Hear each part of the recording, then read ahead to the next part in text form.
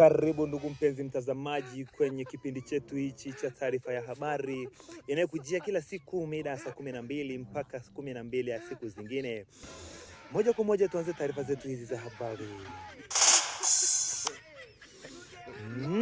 Serikali imeamua kupanua dirisha dogo la usajili baada ya serikali kuona tatizo kwenye dirisha hilo dogo, wachezaji wakiwa wanapita kwa shida.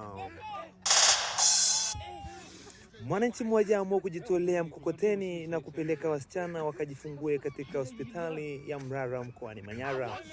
Baada ya hali hiyo kuonekana, serikali imeamua kutoa ambulance mpya kwa ajili ya kupeleka magunia hospitali. Tugeukie taarifa zingine. Mwanaume mmoja kwa jina la Kitona Mhifadhi amua kumpa talaka mpenzi wake kwa kosa la kupiga deki akiwa amesimama wima kama mshamu. Kwa taarifa zingine naombeni mchango wa ugoro.